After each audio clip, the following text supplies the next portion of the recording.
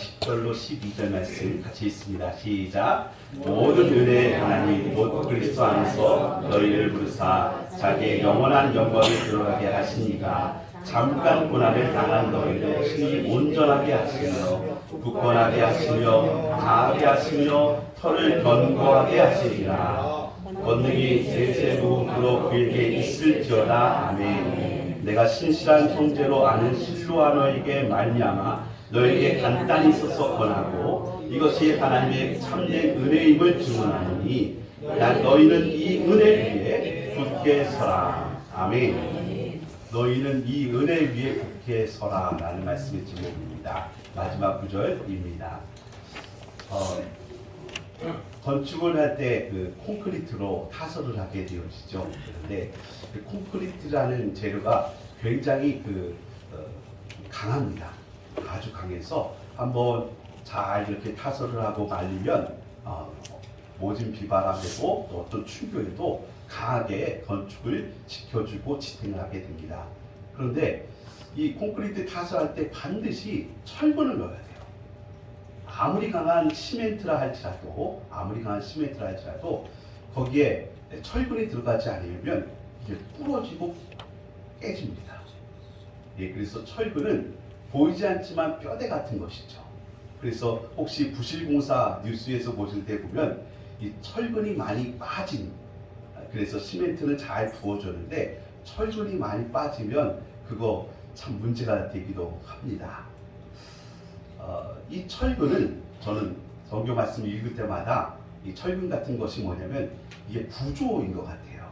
구조.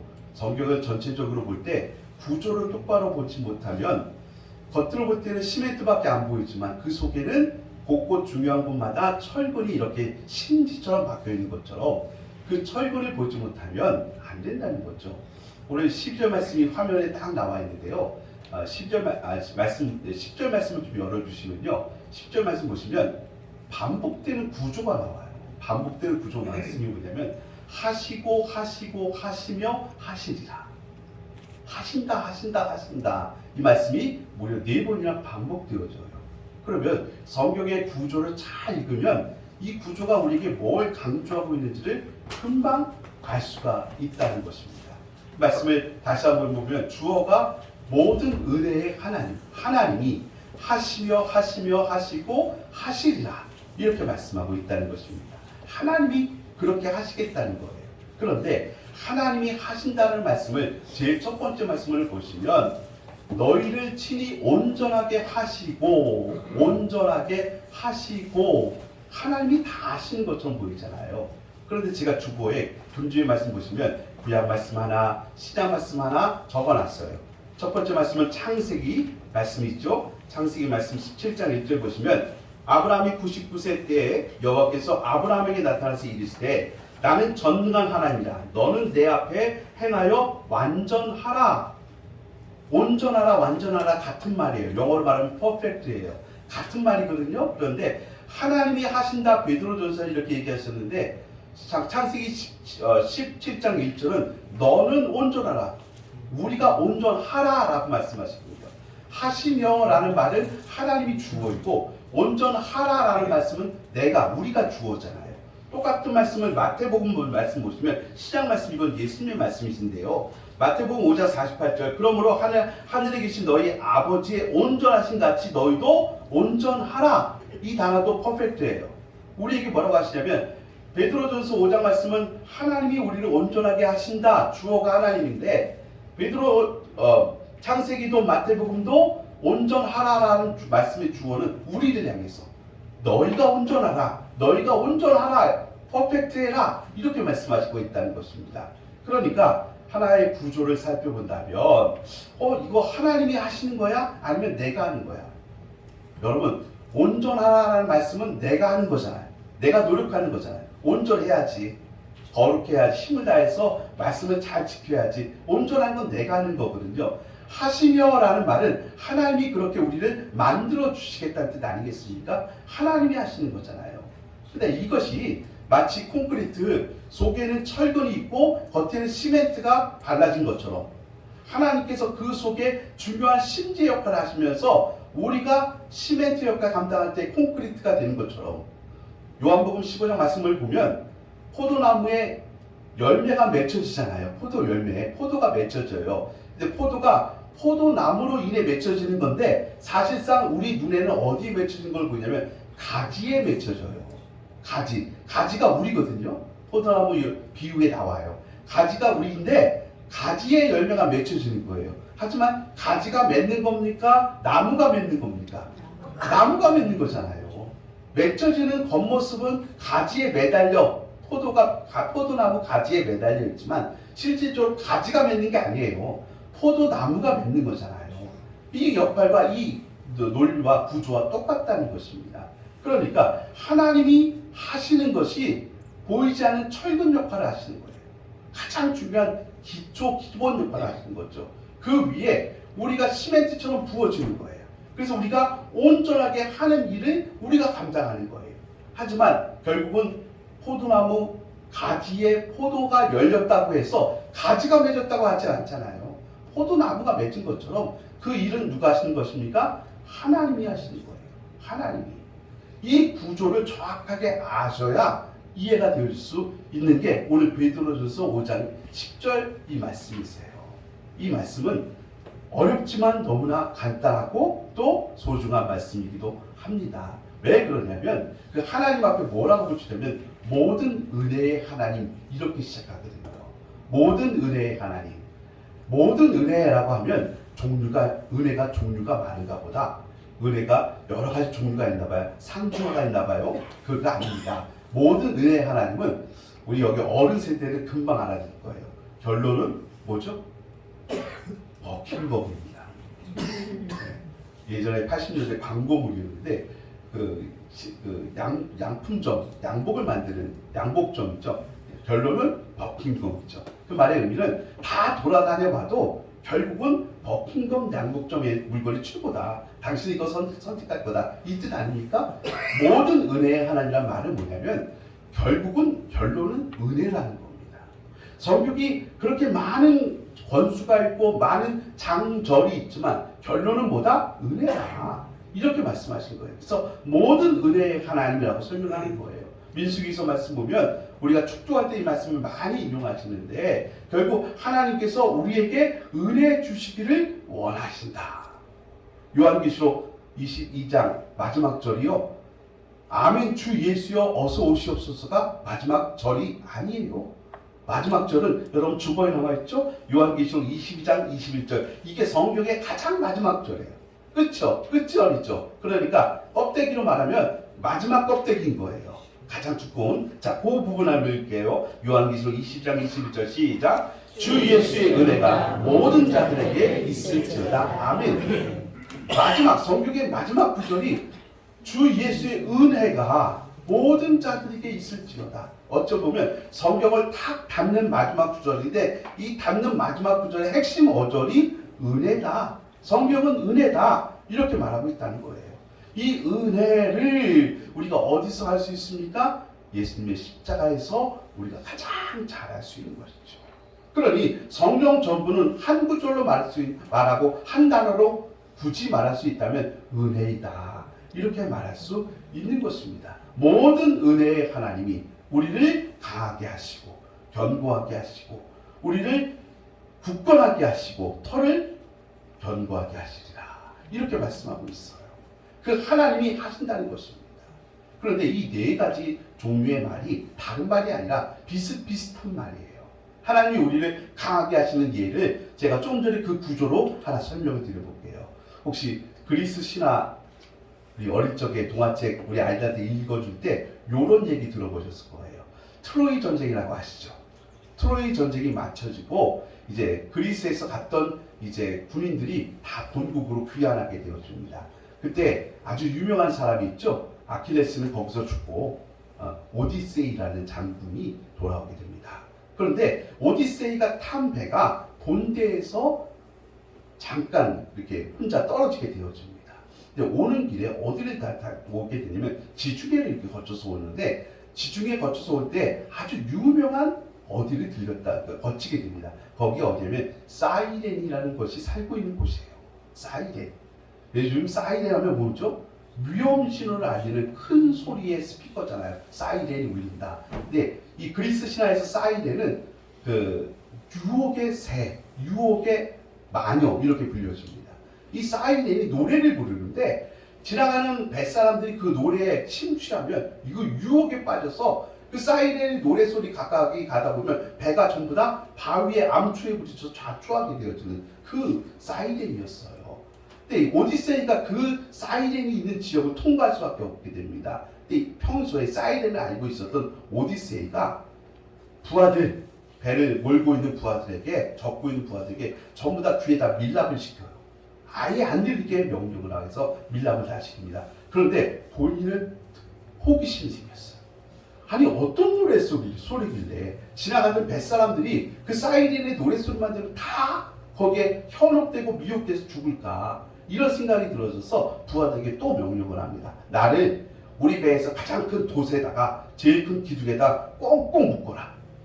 그리고 내가 뭐라고 얘기하든지 절대로 듣지 말고 절대로 풀어주지 말고 그대로 앞으로 가라. 이렇게 명령을 내립니다.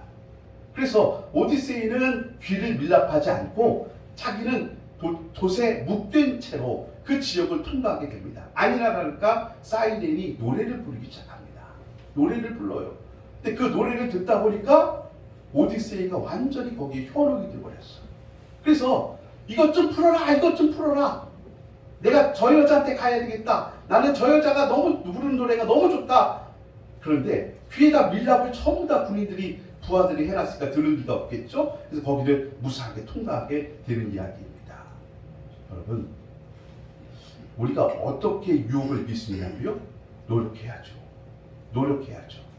하지만 우리는 내 노력이 100%라고 말하지 않아요. 하나님이 나를 붙잡아 주셔야겠다고 그러더라고요. 하나님이 나를 붙잡아 주시는 것이 나를 온전케 할 수 있는 기초가 되어진다는 거예요. 왜 이렇게 말씀을 드리냐면 우리의 출발점이 처음부터 온전한 상태에서 출발하지 않아요. 예수님께서 말씀하셨잖아요. 하나님이 온전하신 것 같이 너희도 온전하라. 근데 하나님의 온전하심은 처음부터 끝까지 온전하심이세요. 근데 인간은 뭐예요? 타락했어요. 죄로 말미암아 타락했어요. 그래서 우리는 온전하려면 이 죄의 문제를 해결하고 나서 온전할 수 있는 거예요. 그러면 내가 이 죄의 문제를 풀어낼 수 없기 때문에 우리의 힘으로 온전, 거룩, 완전, 퍼펙트는 못하는 거예요. 결국 뭐예요? 내 힘으로 노력하는 거 하지 말자가 아니라 노력해야죠. 열심히 노력해서 온전하려고 애를 써야죠. 유혹을 이겨내려고 애를 써야죠. 하지만 우리의 힘으로 100% 이겨낸다는 것은 불가하오니 하나님 나를 주의 제단에 주의 십자가에 묶어 주옵소서. 그것이 우리의 온전함의 비결이 되어지는 거예요. 맞습니다. 우리 성도들이 믿음의 결단을 하고 힘을 다해서 의지로 확정을 하죠. 내가 이번 주부터 하나님 뜻대로 살아보겠습니다라고 결정을 하고 결심을 한단 말이에요. 그것 제가 중요하게 여깁니다. 하지만 여러분, 우리는 인간 중심의 신앙이 아니에요. 내 의지를, 내 결정을 100% 신뢰하는 그런 게 믿음 아니라고요. 내가 이렇게 믿음으로 나아가는데 또 유혹을 만나면, 또 어려움을 만나면 흔들릴 수밖에 없는 연약한 존재임을 인정하면서 오늘도 나를 십자가 아래 묶어주십시오. 그걸 기도라고 하는 거예요. 하나님, 내가 열심히 말씀대로 살아보겠다고 하지만 그러나 내 의지로 100% 이길 수 없습니다. 그러니 날마다 나를 주의 십자가 아래 두게 하여 주시옵고 하나님의 은혜로 나를 붙잡아 주십시오. 그러면 사이렌을 이길 수 있습니다. 그러면 죄와 싸워서 이길 수 있습니다. 이 고백을 하는 게 믿음이라는 것입니다. 아멘. 오늘 말씀은 베드로 전서에 기록되어 있습니다. 베드로 사도가 쓴 말씀이죠. 근데 이 말씀하시면서 12절 갑자기 이 사람이 등장합니다. 12절 말씀 좀 열어주실래요? 12절 말씀 보시면 내가 신실한 형제로 아는 실로아노로 말미암아 너에게 간단히 써서 권한다. 이렇게 얘기합니다. 도대체 실로아노가 누구냐라고 생각하실 텐데 이 사람 여러분 다 잘 아시는 사람이세요. 여러분 누구냐면 신라예요. 바울과 신라 할 때 그 신라. 백제 고구려 신라 할 때 그 신라가 아니고 바울과 신라가 빌립보 감옥에 갇혀서 찬송 기도했을 때 그때 나온 신라가 다른 말로 실로아노라고 불러요. 그러니까 동명 같은 사람인데 이름이 두 개인 거죠. 그래서 실라가 실로아노예요. 그런데 이 실로아노라는 사람을 얘기를 해요. 실로아노, 실라, 제가 이제 쉽게 얘기할게요. 근데 실라 하면 여러분 누구랑 파트너십을 가진 사람 같아요? 누구랑 짝짝꿍이 잘 맞아요? 바울과 실라잖아요. 그러니까 바울과 실라니까 바울하고 짝짝꿍이 잘 맞는 사람처럼 느껴지잖아요. 근데 여기 보면 베드로전서에 실로아노 실라가 나와요. 이 실라라는 사람이 참 훌륭한 사람인데 우리가 아는 것처럼 항상 우리는 1인자만 1등만 기억하니까 바울만 기억하고 베드로만 기억하거든요. 근데 이분은 누구냐면 파트너십이 있는 사람이에요. 펠로우십이 있는 사람이에요. 옆에 있는 사람을 잘 일어나게 해주고 빛나게 해주는 사람이에요. 그게 신라예요. 그래서 이 신라라는 사람이 바울과만 이렇게 짝이 잘 맞는 사람이 아니라 여기 말씀 보시면 베드로와도 짝이 잘 맞는 사람이에요. 저는 이런 분을 굉장히 존경하고 부러워합니다. 여러분 나랑 짝이 딱 되고 나랑 코드가 나랑 말이 잘 되는 사람들이 있잖아요. 근데 안 되는 분들도 있거든요. 그런데 여러분 이 신라라는 사람은 교회에 대해 모든 사람들과 그런 게 없어요.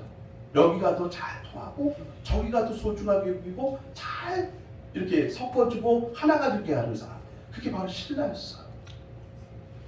이 신라라는 사람이 성경에 보면 선지자 대접을 받아요. 아주 훌륭한 사람이에요.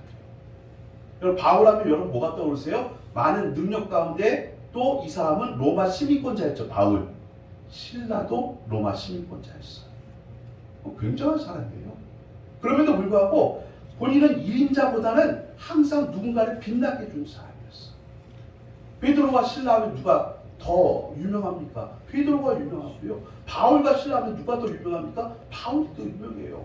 하지만 오늘 베드로가 잘 보시면 실로아노로 말미암아 너에게 간단히 써서 권하고, 이 말은 뭐라고 합니까?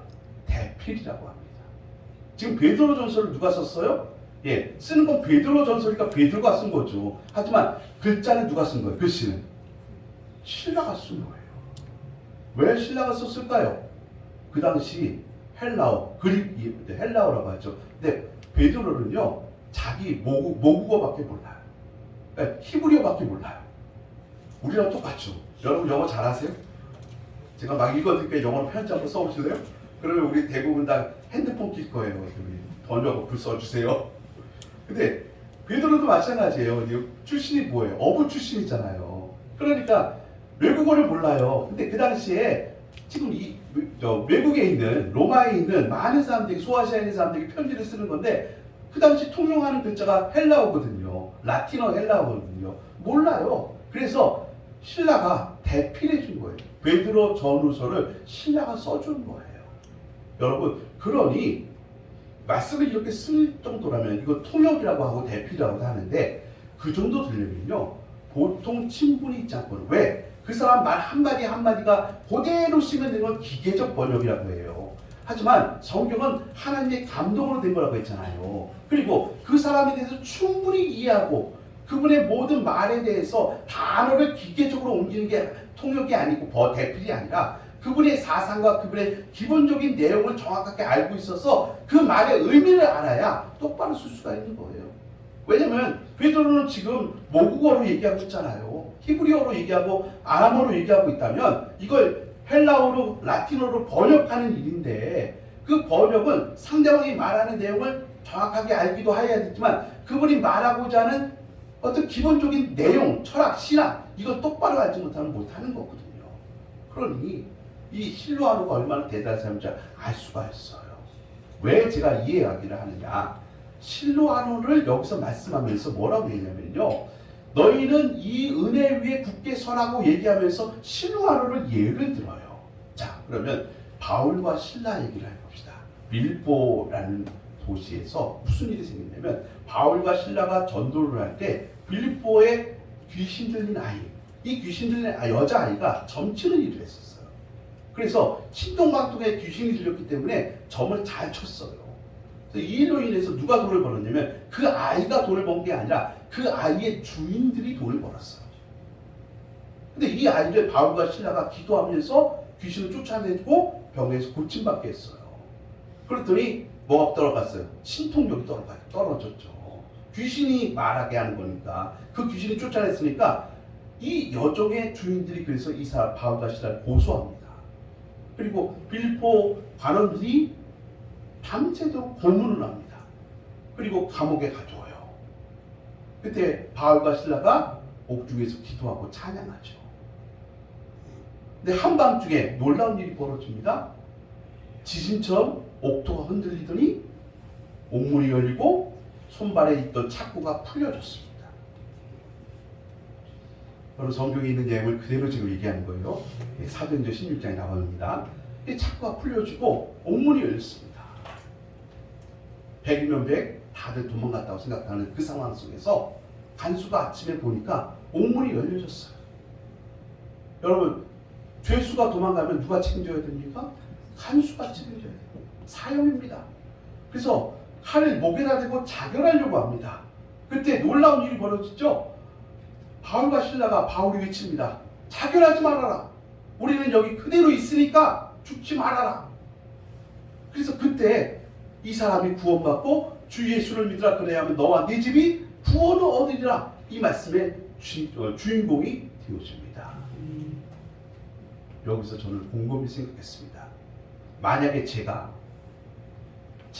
그 감옥에 있는 사람이었고 갑자기 한밤중에 옥문이 열리고 제 손발에 있던 수갑이 다 풀어졌어요.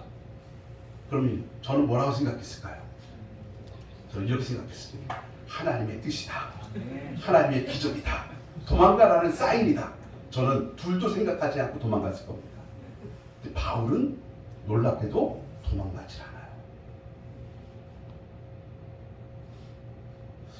여기서 하나님의 뜻을 똑바로 알고 있는 바울과 미련한 저의 모습을 비교할 수 있죠. 우리 인생 가운데서도 그런 선택의 순간이 있어요. 우리는 자칫 잘못하면 이렇게 생각할 수 있어요. 혹시 잘 풀릴 때 이거 하나님의 인도하심 아니야? 안 풀리면 이거 하나님께서 모른 척 하시는 거 아니야? 잘 풀리는 게 무조건 하나님의 뜻이라고 생각해요. 그런데 곰곰이 생각해보면 잘 풀린다는 의미는 내게 유리하다는 뜻이거든요. 내게 유리하면 무조건 하나님의 뜻이야라고 생각할 수 있는 오류가 있어요. 쉬운 결론이 있어요. 여러분, 내게 유리한 게 하나님의 뜻입니까? 아닙니다. 여러분, 일이 잘 풀리는 거 좋은 일이에요. 하지만 일이 잘 풀릴 때 어떻게 하라고요? 우리는 철근이 필요하다고 했잖아요. 그때 뭐라고요? 십자가 붙잡으라고 했잖아요. 하나님이 나를 단단히 붙잡아 주셔서 내 생각이 너무 급하게 결론 짓고 나한테 유리한 상황 속에서 이게 하나님의 뜻일 거야 라고 섣부르게 판단하시면 안 돼요. 큰 코 닥치세요. 바울이 빌립보에 왜 왔는데요? 일신의 안녕을 위해서 왔습니까? 돈 벌려고 왔습니까? 아니잖아요. 바울이 빌립보에 온 이유는 복음 전파하기 위해서 왔습니다. 복음 전파하는 게 가장 큰 일인데 옥문이 열렸다고 착고가 풀어졌다고 해서 이건 나한테 유리한 일이니까 하나님의 뜻인가 보다 도망치자? 어떻게 됐을까요? 바울은 그날부터 수배력이 떨어졌을 것입니다. 두 번 다시 빌립보 성에는 들어올 수가 없을 것입니다. 그 땅의 복음은 전파되기 어렵습니다. 여러분, 그 순간에 바울을 그 자리에 가만히 앉혀놨던 것을 저는 하나님의 은혜라고 생각합니다. 그건 인간의 힘이 아닌 것 같아요. 하나님의 은혜가 그 순간에 바울과 실라를 꽉 붙잡아 주신 것 같습니다. 꼼짝 말고 있어. 꼼짝 말고 있어. 요셉이라는 청년이 자기한테 불리한 일이 있었죠. 술 맡은 관원장에 해목을 해줘서 이 사람이 복직이 되어집니다. 나가는 술 맡은 관원장에게 복직하는 자에게 나 좀 기억해줘라고 부탁합니다. 그 말은 이렇게 풀이할 수 있습니다. 내가 지금 이 감옥에 있는 것은 죄를 지어서가 아니라 억울하게 잡힌 거니까 나 좀 여기서 꺼내줘, 이 말입니다. 술 맡은 관원장이 그 눈치를 모를 리가 없습니다. 그리고 술 맡은 관원장은 요즘으로 하면 비서실장 정도 되는 아주 큰 위치에 있습니다. 대통령 비서실장입니다. 그러니 억울하게 갇힌 자 거기서 꺼내주는 일은 아무것도 아닙니다. 할 수 있습니다. 그런데 놀랍게도 하나님은 2년 동안 술 맡은 관원장의 머릿속에서 요셉이라는 청년을 기억나지 못하게 하셨습니다. 2년이라는 시간이 이 요셉에게는 아주 힘든 시간이었습니다. 내가 뭘 잘못했지? 나는 술 맡은 하는 자에게 무슨 벼슬을 달라고 하는 것도 아니고 돈을 달라고 하는 것도 아니고 내가 지금 여기서 죄를 졌는데 그냥 풀어달라고 하는 것도 아니고 내가 억울하게 여기 갖춘 거니까 이 억울함을 풀어달라고 하는 것밖에 없는데 하나님 그걸 막으십니다. 기억 못하게 하셨습니다. 요셉에게는 굉장히 불리한 사건이었습니다. 그런데 결국 하나님의 뜻이라는 관점에서 보면 이건 하나님의 뜻대로 잘 가는 것이었습니다. 요셉은 2년 더 감옥에 있어야 합니다. 그래야 바로가 꿈꿨을 때 해몽하는 자로 바로 앞에 설 수 있기 때문에 그렇습니다. 그러니 짧게 보는 내일 일을 모르는 우리 인생들은 나한테 유리한 것만 하나님 뜻이고 하나님 그렇게 인도해달라고 얘기하지만 사실 그것 아니죠. 우리 인간의 미련함이 있기 때문에 그렇습니다. 그래서 오늘 성경 말씀은 하나님께서 우리로 하여금 굳건하게 하시며 강하게 하시며 견고케 하시리라. 하나님이 하시겠다는 것입니다. 오늘 이 말씀의 결론을 저는 다시 실로아노의 이야기로 들어가도록 하겠습니다. 바울이 그렇게 빌립보 감옥에서 나오지 않고 있었을 때 어떤 일이 벌어졌습니까? 옥중 간수가 그 가정이 구원받았습니다. 그게 끝이 아닙니다. 여러분 사도행전 16장을 열어보십시오. 사도행전 16장입니다. 성경 말씀을 한번 찾아보실까요? 16장 사도행전은 신약성경에 있습니다. 사도행전 요한복음 다음 주에 있는 16장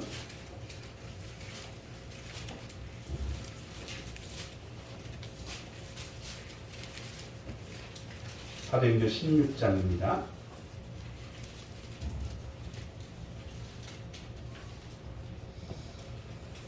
자, 마지막 절 40절 같이 읽겠습니다. 두 사람이 시작. 두 사람이 여기서 나와 루디아의 집에 들어가서 형제들을 만나보고 위로하고 감옥에 있던 바울과 실라가 나중에 이성의 권력자들과 대담을 하게 되어지죠. 그리고 로마 시민권자임을 밝히게 되어지고 죄 없는 자를 고문했다고 무리하게 옥에 가둔 일로 인해서 그 사람들이 와서 100배 사죄하고 옥에서 나오게 되어집니다. 그리고 루디아를 만납니다.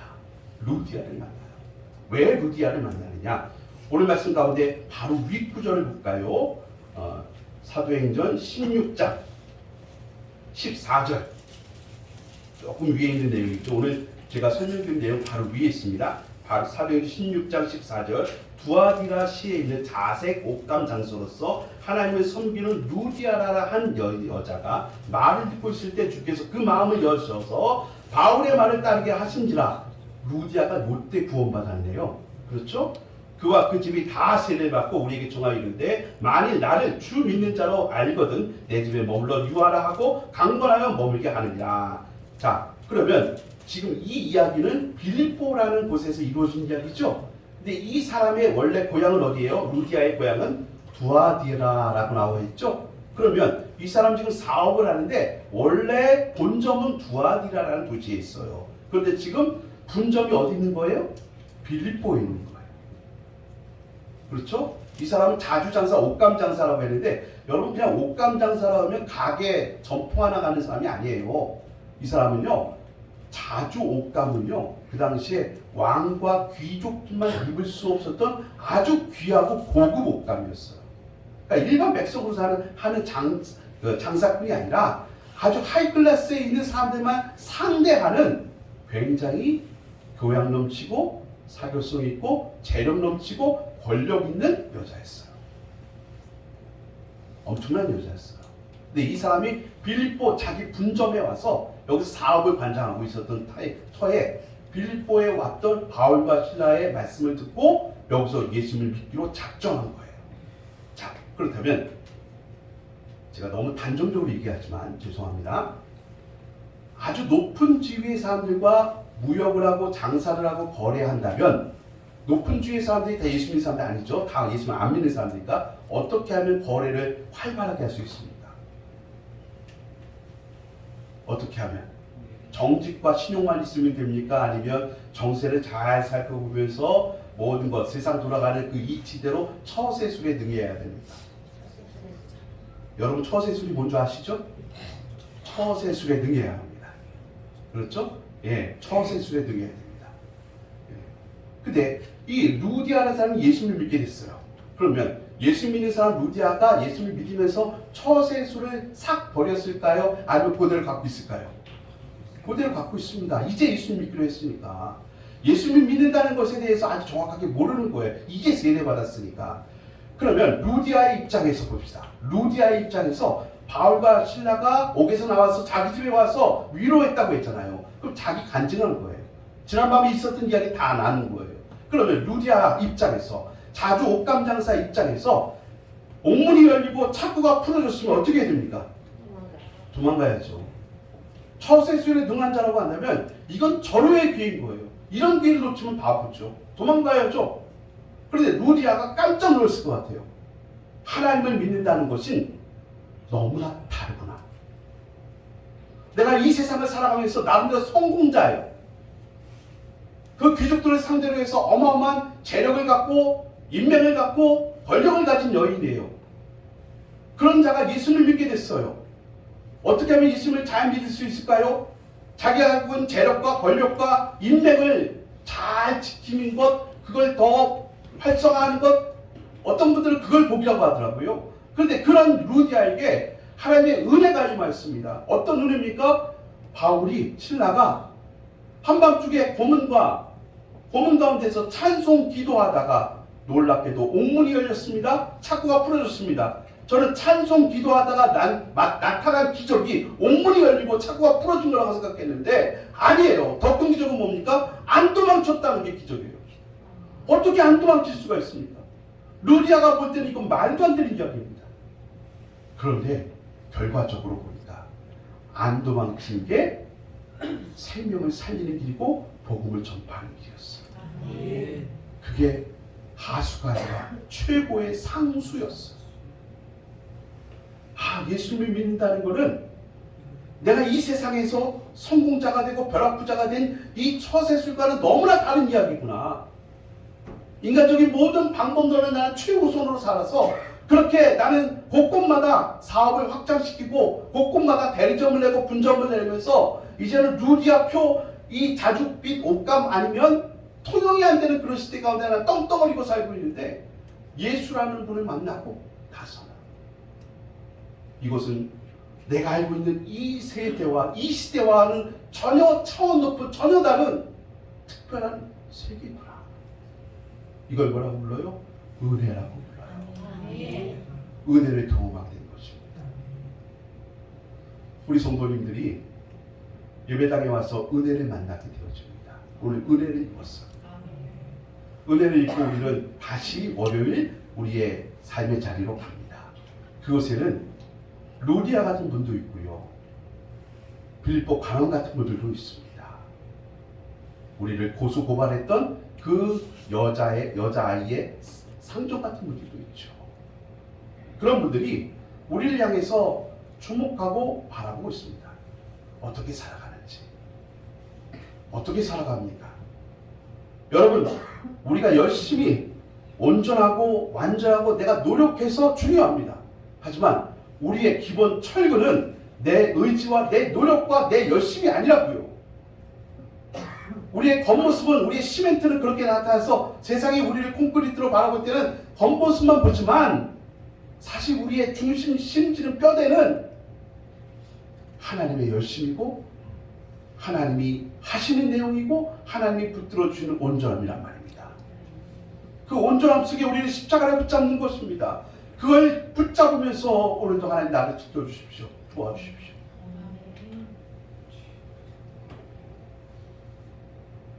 우리 말씀은 고난 가운데 있는 자들에게 주신 말씀입니다. 10절은 바로 그 뜻을 말합니다. 고난 가운데 있는 자들에게 주셨던 말씀입니다. 너희가 잠깐 고난을 당한 너희가. 여기서 잠깐이라는 말은요, 영원한 천국과 비교해서 잠깐을 말하는 것입니다. 바울이 만난 고난은 매우 어려운 고난입니다. 여러분, 지금 옥에 갇힌 자고 고문, 말이 고문이지요. 그거 굉장히 힘든 일입니다. 그 고문을 당했습니다. 그런데 바울이 말합니다. 베드로가 말합니다. 우리가 당한 이 고난은 천국의 영혼과 비교하면 잠깐 만난 고난이다.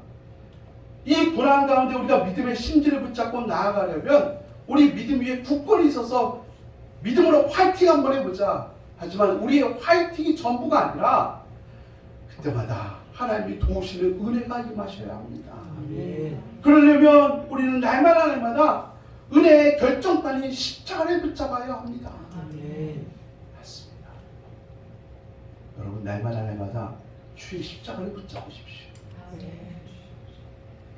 일주일 동안 십자가와 거리를 두시다가 기도와 거리를 두시다가 말씀과 저 멀리 살다가 일주일에 한 번 이렇게 십자가 가까이 오시는 게 능력이 아니십니다. 날마다 십자가를 붙잡으십시오.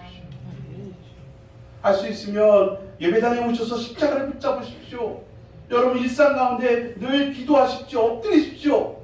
내가 말씀 따라 믿음으로 최선을 다해 살겠습니다. 하지만 우리의 믿음의 승리는 내 최선이 철근이 아니라 하나님의 열심히 철근이 되시고 하나님이 나를 붙잡아 주시는 하나님이 하시리라의 말씀이 우리에게 철근이 되어 주십니다.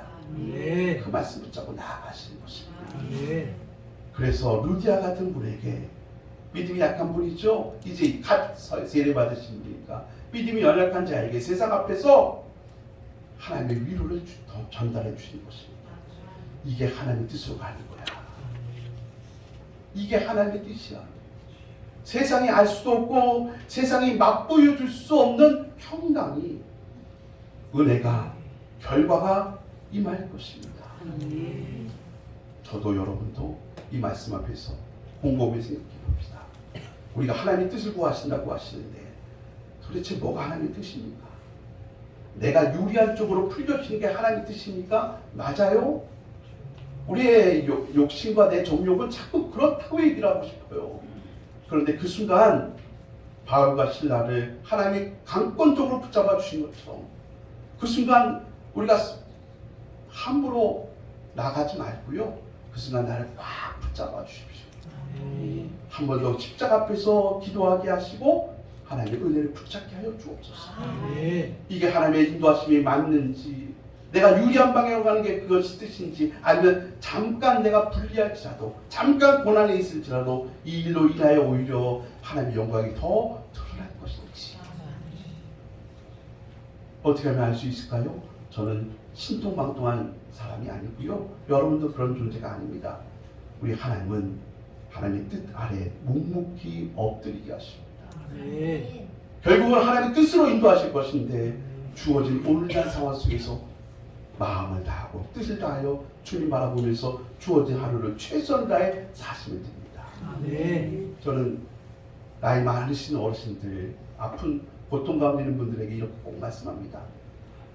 날마다 천성 바라보십시오. 그런데 오늘 내게 생명의 연장을 주셨다면 오늘 하루라는 시간을 열심히 사셔야 됩니다. 최선을 다해 사셔야 됩니다. 이단들은 저 천국 바라보면 그날부터 직장도 가지 말고 학교도 가지 말고 이제는 그냥 천성만 바라보자고 하시는데 아닙니다. 우리는 오늘 내게 주어진 하루를 최선을 다해 사는 것입니다. 그러면서 우리의 마음과 생각은 이 땅에 두는 것이 아니라 하나님 나라를 바라보시는 겁니다. 하나님의 뜻이 어디 있는지요? 그때 조금씩 열려질 것입니다. 여러분에게 놀랍게도 성령님이 계십니다. 그 성령께 믿음으로 기도하고 도우심을 요청하면 우리 성령님은 반드시 우리의 SOS에 응답하시는 하나님이신 줄 믿습니다.